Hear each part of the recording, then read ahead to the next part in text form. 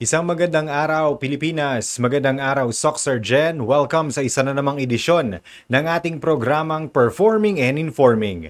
Hatid sa inyo ng Presidential Communications Office, Philippine Information Agency at ng ating Information Coordinating Network of Soxer Gen o ICONSOX. Sa ngalan ng ating regular host na si Aida Agad, ako si Oliver Rivera at samahan ninyo akong alamin ang mga latest development programs, projects and activities ng ating pamahalaan na ipinatutupad dito sa Rehiyon 12. Tayo po ay mapapakinggan sa ating mga partner radio stations at mapapanood din sa ating mga digital platforms na Facebook, YouTube at Spotify. Ngayong araw ay kasama natin ang ating kaibigan mula sa Department of Trade and Industry o DTI Region 12, ang OIC Division Chief ng Consumer Protection Division, si Ma'am Epifania Yaldama. Ma'am, good morning at inyong pagbati po muna sa ating mga listeners and viewers. Good morning, Sir Oliver, at good morning sa ating mga listeners and viewers. Sige po. Ma'am, before po tayo mag-proceed sa ating topic for today's episode, bigyan po muna natin ang ating mga listeners and viewers ng kaalaman kung ano po ba talaga yung mandato ng Department of Trade and Industry o DTI. Ang Department of Trade and Industry po ay may dalawang mandato. Ito po ay ang enabling business and empowering consumers. Primarily, the DTI is responsible for realizing the country's goal of a globally competitive and innovative industry and service sector that contributes to inclusive growth and employment generation. Yung pangalawa naman po, yung empowering consumers, is yung ini-empower natin ang consumers to exercise their rights and responsibilities. Sige. Including po dito, ma'am, yung consumer protection programs and services po natin. Can you explain to us ano po ito? Opo. Yung consumer protection program and services natin, meron dalawang dalawang category, yung consumer protection at saka yung consumer education and advocacy program. Yung sa consumer protection naman po, ito yung nire-regulate natin yung operation ng service and repair shops, or SREs. Opo. Private emission testing and private emission testing centers, truck rebuilding, fire extinguisher, manufacturers and retailers and agents, and the conduct of sales promotions and the like, no? Opo. Ma'am, ano po yung mga example po ng mga sales promotions po na sinasabi natin? Ito yung mga sales promotions na yung mga discounted prices na ginagawa ng ating mga big establishments. Ito yung mga raffle promos. Okay. Yung mga tawag dito, bundles. Alam niyo po yung bundles, yung bang pag bumibili ka ng isang item, merong parang May freebies. may freebies, oo. Or meron ding buy one take one, yung mga ganun. Yun ay they consist the sales promotion activity ng So ina-apply po ito ng mga establishments sa DTI, ma'am? Yes po. Dapat yun kasi meron yan siyang permit from DTI. Yung sinasabi natin na per DTI Region 12 permit number. Yung madalas natin naririnig. Per DTI FTEB permit number na po siya ngayon. Yan siya ay dito sa atin meron tayong tinatawag na 12. No, 12. Yun na yung portal natin where we can apply yung mga maka-apply yung ating mga clients ng sales promotion, no. Pero ito ay para sa Region 12 lamang. Pero kung doon sa sa Luzon area, we have this iRegis kung saan sila maka-apply ng kanilang mga sales promotion. Pero sir, gusto ko lang iklaro doon na pagdating sa sales promotion, hindi lahat ng sales promotion ay under sa DTI. Okay. Yung meron kasi tayong tinatawag na jurisdiction din, no? So sa case ng mga food items o mga cosmetics, doon sila mag-apply ng sales promotion permit sa FDA.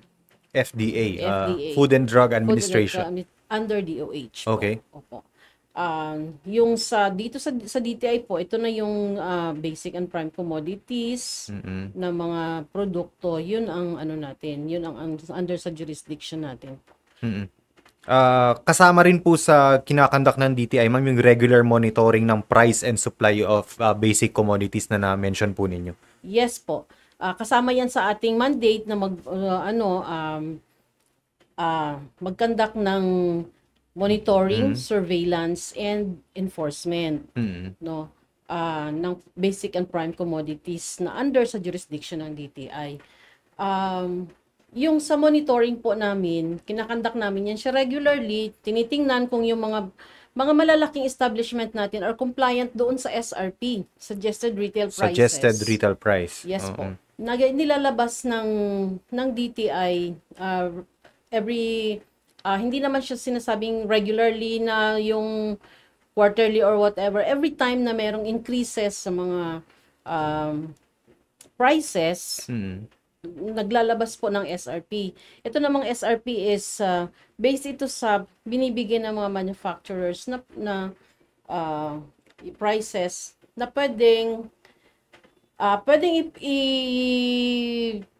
sundin. Pwedeng sundin ng ating mga na dapat sundin ng ating mga establishments kasi nakapaloob na dyan yung kanilang mga markups. Opo. Ma'am, speaking of basic commodities, ano po ba itong mga examples nitong basic commodities natin para hindi po malito yung ating mga consumers po?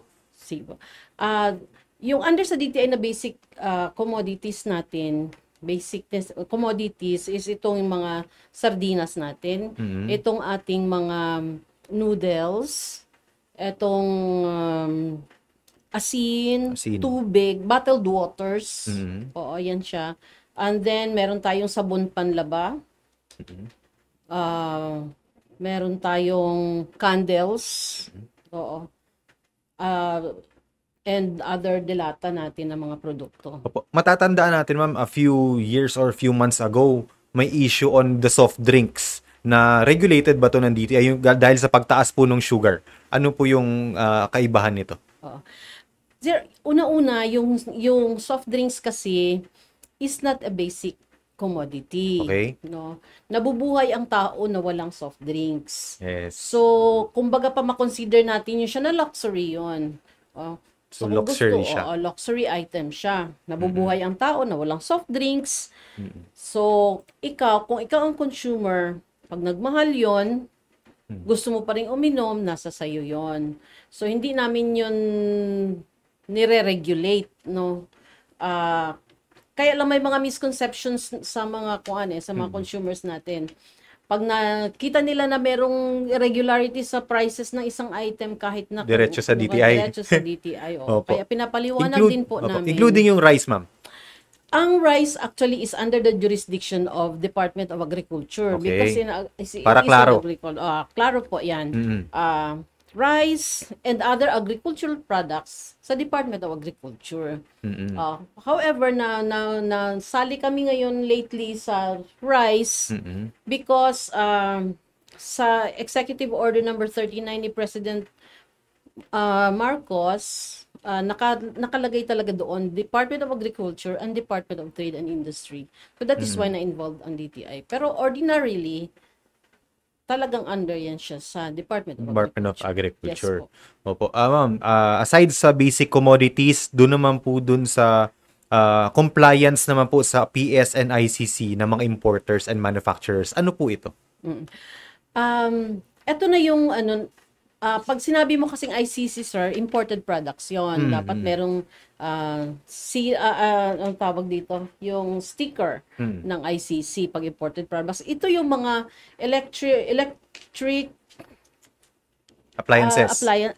Appliances at saka mga electrical products na ginagamit natin sa bahay na talagang dapat nag-conform sa standards because mako-compromise ang ating safety at saka safety ng ating family kung substandard yung gamit natin. Ito na yung mga switch, yung mga sockets, pati yung wire, yung mga wires, mga mga electric, wires. para sa mga extension wires, mga pati ganun. extension wires sa kasali, yung ating mga ilaw, yung ating mga electric kettle, rice cooker, and yung mga iba pa, no? Electric fans, uh, at marami pa pong iba.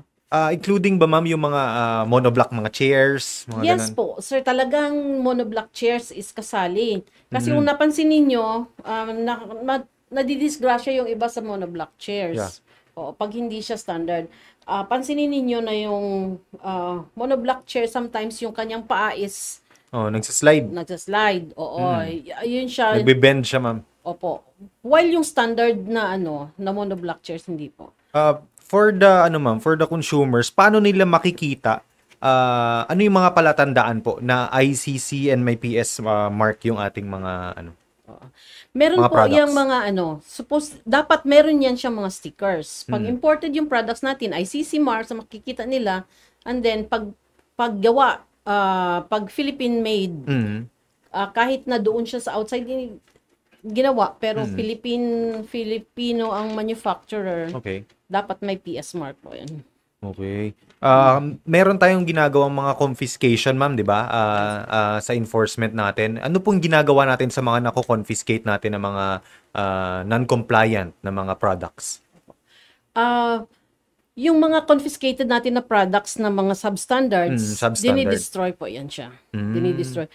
Meron tayong case yan na nangyari sa somewhere in Midsayap, North Cotabato, na meron tayong na-confiscate na mga substandard na bakal, no? Bakal. Bakal. Medyo marami-rami yun, millions ang yun, sir, ang Halaga. ang halaga. Ang nangyari doon is pinutol-putol siya, and then pinabili. Okay. Pinabid, and then yung pera na nakuha doon binalik sa treasury ng pamahalaan. Yes po. Okay. Next, sige ma'am. But there are others, sir, na pinapapison. Pinapapison. Kasi naka-witness kami with the help of our media partners. Meron tayong ginawang distraction ng mga na-confiscate na mga Christmas substandard mga Christmas lights. Especially ngayon, ma'am, malapit na po ang Kapaskuhan. Yes po. Opo. Yes po. Kaya take ko na lang din itong opportunity, sir, to remind them na yung ating Christmas lights dapat merong ICC or PS marks. Pero kung sa pag-ikot-ikot namin, sir, mga ilang taon na, parang nagsi-shift yung ating sa solar. Okay. Solar Christmas lights. So, siguro dahil para makatipid naman sa kuryente, and then mas safer yung solar kaysa sa yung electric na Christmas lights. Okay. Doon naman tayo, ma'am, sa mediation and adjudication of consumer complaints. Ano naman po ito, ma'am? Ito yan siya, sir, yung halimbawa, yung isang consumer, meron siyang consumer complaint, no? May nabili siya na defective. Okay. Defective, and then balik siya doon sa tindahan, ayaw palitan. No return, no exchange. Bawal po yan. Yan talagang no return exchange, bawal talaga po yan. So ngayon, pag hindi sila nagkasundo nung binilhan niya, pwede siya magreklamo. Pero again, sir, balik tayo doon sa kung ano yung jurisdiction ng DTI. Okay. No? Although kami naman, meron kaming no wrong door policy. Ano po ito, ma'am? Sige. Yung no wrong door policy is, halimbawa, meron consumer complainant, tapos hindi sa amin, kunyari doon sa Isang isang establishment. establishment, pero yung nabili niya yung mga medicines, ganon, Okay. we receive the complaint and then we endorse to DOH. So, hindi namin pwede sabihin, ay, wag dito, doon, diretso. Pero we'll receive them and then we endorse. Gusto ko lang din sir, no, yung process ng consumer complaint. Sige, ma'am. Pag meron kayong nabili na defective products, ang una-unang dapat gawin ng isang consumer is balik doon sa tindahan kung saan niya binili. Okay. Then doon, ireklamo niya yung kung anong reklamo niya, no? And then after that, pag hindi sila nagkasundo, saka siya mag-file ng complaint. May time frame ba, ma'am? Kung kailan pwedeng ibalik doon sa pinagbilhan? Yung product na defective. Yung product na defective. Actually, Opo. sir, sa totoo, meron, And up to 2 years pwede ka pong Up to 2 years. pwede ka pong magreklamo. Mm. Oo. Pero depende naman po yun sa product, no? Baka mamaya naman yung ginamit product mo na na. ginamit mo madali lang, Binalik ano. mo. Oo. No? Pero yun, usually, doon yun sa mga appliances. Yeah. Sa mga lalo-lalo na yung may sabing 10-year warranty. Warranty. Opo. Oo, yung mga ganun, express warranty yun siya eh. Mm. Yung mga ganung warranties. So, tapos sir, halimbawa, meron na, no? Warranty. Mm. Pina-repair yung isang product. Opo. And then, after 2 weeks, 1 week, Nasira ulit. na naman, the same sira, no? Ang warranty natin, babalik doon sa kung kailan yun ni-repair una. Okay. So, hindi yun sabi na dahil 60 days, 90 days ang warranty mo. So, magre-renew ito na, ng magre-renew. Magre-renew ng magre-renew Hindi. yan sa 90 days. Okay. Pabalik na naman yan ulit sa 90 days. Sige po. Ma'am, punta naman po tayo dun sa Consumer Education and Advocacy Program po ninyo. Ano po ito, ma'am? Ito na yung yung Consumer Education and Advocacy Program. Ito na yung mga campaigns namin, no? Campaigns na para sa consumer awareness. Ano ba yung kanilang responsibilities? Ano ba yung kanilang rights, no? Kasi una-una, as a consumer, lahat tayo consumer kasi, no? We have rights, no? We have right to choose, right to safety, and or meron tayong 8 yan 8 ang ating consumer rights. Ngayon, maliban sa rights kasi sir, meron din tayong responsibility. Hindi lang naman tayo na sinasabi natin a customer is always right, no? Depende naman po 'yun sa right. Katulad ng example na lang sir. Bumili ka ng isang product sa isang tindahan na wala namang defect. Pagdating mo sa bahay, nagbago lang yung isip mo. Oh. So, binili mo red, pagdating sa bahay Gusto ay mo blue. blue na lang. So, balik ka sa tindahan, papalitan mo. Hmm. Hindi po yan kasali sa iyong right na magbago ang isip at ibalik mo yon, no? Okay. However, may mga tindahan po na tinatanggap yan. Okay. Kino-consider Goodwill. nila. Yes, goodwill nila yon. Goodwill nila yon. Halimbawa, pag nagbili ka ng shoes, Hindi kasya. binili mo, hindi ka pagdating sa bahay, hindi kasya sa anak mo, Oo. may mga tindahan na pinababalik nila, Okay. okay lang sa kanila. Pero may mga tindahan naman na pero hindi dapat kasi natin inaabuso yung ating consumer right din. Kasi kung may right tayo, may right din yung tindahan, no? So dapat i-exercise din natin yung right to choose. Like merong binili ka dito sa isang tindahan. Merong yung binili ka na kunyari delata. Nabili mo ng 35 pesos dito. Tapos pagkakita mo sa next tindahan, nakita mo 30 pesos. Gusto mo ibalik. Balik kasi may nakita kang mas Kasi may mura. nakita mas mura. Dapat, sir, before ka bumili, kinanvas mo muna. Oo, para hindi ganun. Kasi hindi naman yun pwede na ibalik Ibabalik mo mo lang lang. kasi nakakita ka ng mas mura. So, yun. So, Binibigay namin yun ng mga informations, hindi gumagawa kami ng mga videos like si Sir Joven at saka si Ma'am Elaika, gumagawa sila ng mga videos, pinapost sa social media to increase awareness. And then, part po ba nito, ma'am, yung mga ginagawa nating diskwento caravan na dinadala natin sa mga munisipyo, sa mga malalaking events? Yes po. Ang Diskwento Caravan is program din po yan ng DTI, no? Yan po ay kinakandak namin sa mga malalayong lugar, sometimes within the city din, pinapartner namin yung mga malalaking establishments. And during Diskwento Caravan, meron yan siyang 5 to 10% discounts. Yun ang pinaka. So, direct sa mga supplier na talaga siya, ma'am? Yes po. Kasi yun naman talaga ang makabigay sa atin ng discounts na once na direct supplier ka. For 2023, ma'am, ilan po yung Diskwento Caravans natin na nakandak, ma'am? 2023 natin, we have 15 Diskwento Caravans across the region na yan, sir. Oo. Yung sa Diskwento Caravan naman, sir, usually yung mga partner natin dyan, yung NCCC Davao. Okay. Mga school supplies, ma'am, usually. Ang school supplies, Diskwento Caravan School Supplies Edition, ano yan siya? Usually, kinakandak yan siya right before mag-start ang classes. So, sa mga ano naman, during Labor Day celebration, meron tayong kinakandak din in partnership with Dole, yung Diskwento Caravan. Kung naman yun siya, mga basic and prime commodities. Pagka December, malapit na ang December, sir, ang ginakandak naman natin Diskwento Caravan, itong Noche Buena edition. Okay, Noche Buena. Kasi dyan na, marami ng pera yung mga tao, mamimili na sila ng panghanda for the holiday season. Yes.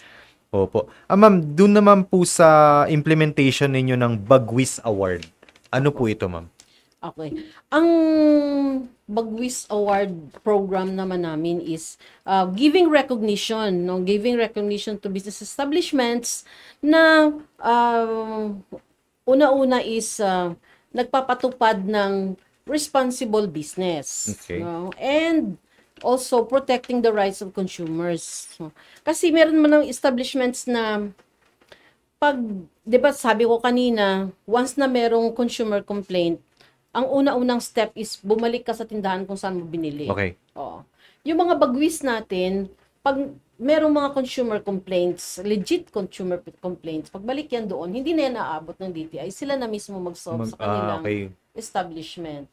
And then, ito sila ay sumusunod doon sa mga fair trade laws ng DTI. Yung, kumbaga pa ang pinapabili nila, yung mga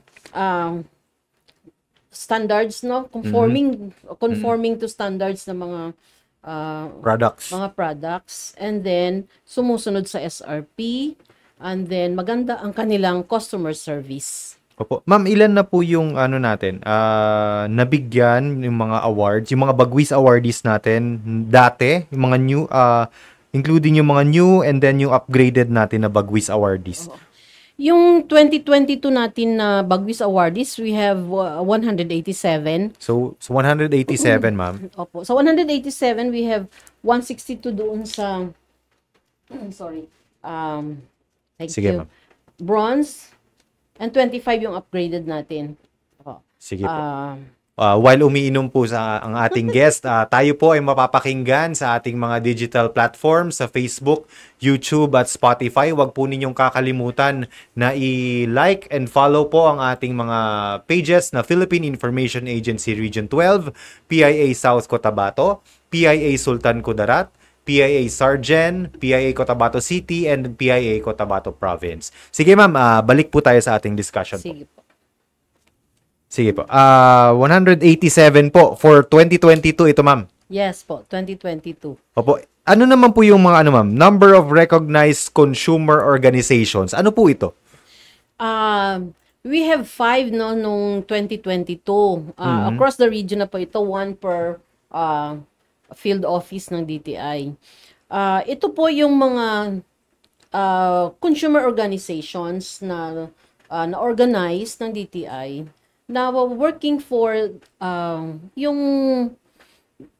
working for the good of consumers, no. Kasali ito sila sa mga yung sa ating LPCC, kasali sila sa ating mga Sino yung mga members nito, ma'am? consumers, basically consumers po ito. Okay. Sige po. Doon naman tayo, ma'am, punta tayo sa percentage of applications for permits, accreditation, licenses, authorities, renewal process within the prescribed time. Ano po ba itong prescribed time natin sa ganito po, renewal? Yung sinasabing within the prescribed time, meron kasi tayong ARTA, sir, no? Okay. Meron tayong ARTA. So, ibig sabihin, pati yung ODB, yung ease of doing business. So, once na simple lang yung transactions, like itong mga permits, simple transactions, dapat within 3 days lumalabas na yan siya, no? Approved na yan siya. Or kung meron mang kulang or mali doon sa application, dapat may action na. Masabihan na yung applicant na this may kulang o ano. So, yun. Simple, 3 days, 7 days yung medyo hindi masyadong simple. Okay. At yung medyo complicated. Ang complex naman is 20 days. Oo. Yun ang sinasabing within the prescribed time.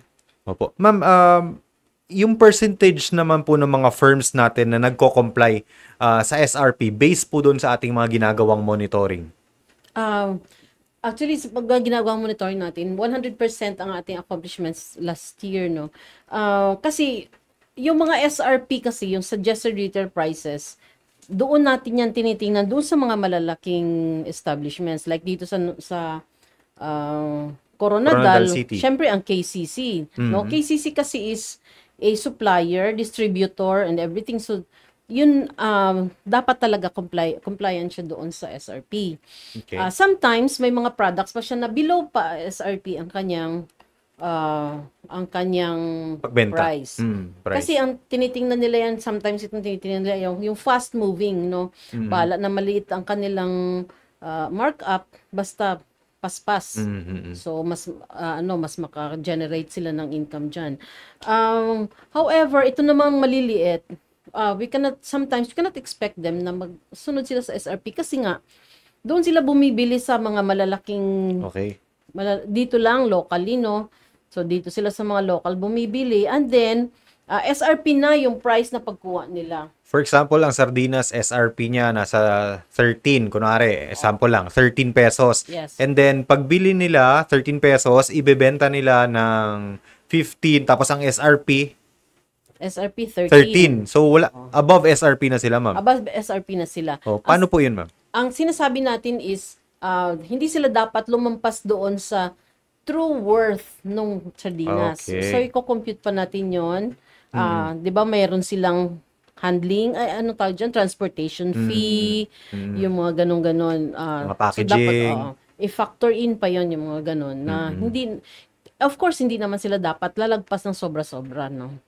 Sige. Ma'am, doon naman po sa Consumer Protection Program natin, kamusta naman po yung complaints resolution rate natin? Okay. We have 100% ang resolution natin, no? Ang consumer complaints natin is, halimbawa, merong consumer complaints sa isang province. Siyempre, i-resolve yan doon. But there are times na hindi talaga ma-resolve yan doon. No? So, ang labas niyan po is iaakyat yan dito sa regional office for adjudication. Meron naman po tayong lawyer dito sa regional office who handles those kind of consumer complaints na hindi nare-resolve doon sa provinces. Opo. Ma'am, October po is Consumer Welfare Month. Yes. Okay? Tama po ba, ma'am? Yes po, Opo. sir. Ano po yung mga programs na inihanda po ng DTI? And then, ano po, backgrounder muna ng Consumer Welfare Month? Opo. Ang Consumer Welfare Month, it was declared by President Fidel Ramos by virtue of Presidential Proclamation number 1098, no? Last September 26, 1997. So, ito yung declaring October as Consumer Welfare Month. No? So, since then, marami tayong mga activities na naka-line up na nakasentro lang sa consumerism, no? Ang isa na dito yung ating consumer quiz. Super Consumer Super Quiz, consumer quiz. quiz show. Ito siya, every year talaga ito siya, sir. So, Sino yung mga kinakanta- participants nito, ma'am? Ang participants natin ay yung mga junior high schools. Okay, junior Oo. high Kasi sabi schools. nila, start them young daw eh. Dapat i-educate natin yung ating mga bata so that na sila, no? Empowered na sila pag sila na naman ang adult.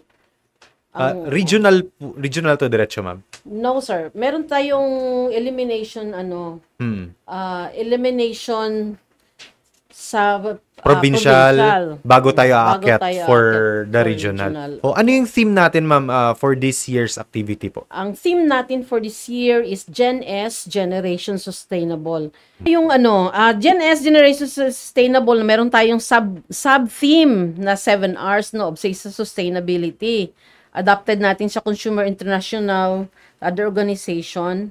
Ito na yung una-una is rethink, Rethink. refuse, Refuse. reuse, reduce, recycle, repurpose, and repair. Ang daming R nun. Oo, 7 R's. Sige, ulitin natin, ma'am. Rethink, Rethink, refuse, refuse, reuse, reduce, recycle, repurpose, and repair. Ito na sa rethink naman, sir, parang ngayon kasi kailangan na natin mag-isip, no? Nagmamahalan na lahat, mahal na lang, no, mag decrease konti ang price ng gasolina, aakyat na naman ng malaki, ganon. So, instead naggagamit ako ng sariling sasakyan, pwede ba akong maglakad going to office? Carpool. O, pwede ba akong mag-carpool? Pwede ba akong mag-public transport? Pwede ba akong mag-bike? Yun ang isang mga possible Dapat na i-consider. Consider, yes po. Opo. Sige, dun sa refuse? Refuse naman, we should refuse. You should say no to unnecessary waste, no? Okay. Kasi minsan meron tayong mga nagmamadali lagi, gamit tayo ng disposable plastic, disposable lahat disposable, no? Meron na ngang disposable underwear. Oh. Pero dapat isipin natin na dadagdag yun doon sa basura. Okay. Basura na natin. Itatapon natin. Opo. So yun. Part din nun, ma'am, reduce, and then tuloy-tuloy na po. Oo. Doon. Yung isang magandang dito, nakita ko dito sa Coronadal na practice is yung gamit ng eco bag. Okay. No? Eco bag at saka yung mga Tsaka bawal ang straw. bawal ang straw, bawal ang plastic bag. Yeah. So yun. Opo. Ma'am, sad to say, malapit na po tayo sa oras de peligro.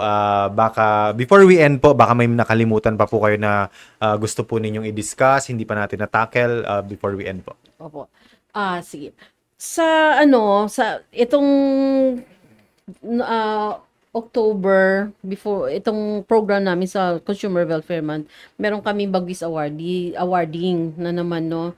For this year, we have a total of 147 for this year. Across the region na po yan. And by the way, gusto ko lang i-mention na every year we are awarded tayo yung pinakamaraming bronze palagi. Now we are aiming for silver or gold. Oh, may categories pala ito, ma'am. Yes po. So, ano po yung categories natin sa Bagwis, ma'am? Ang categories natin sa Bagwis, yung bronze, silver at saka gold. Yung bronze natin, yun na yung usual na requirements, no? Meron siyang business permit, meron siyang BIR registration, and then meron siyang consumer welfare desk. Ganon. Tapos yung sa silver naman, upgraded siya. From there, meron na siyang CSR. Okay. Yung corporate Social responsibilities. Nag-join sila sa outreach activities.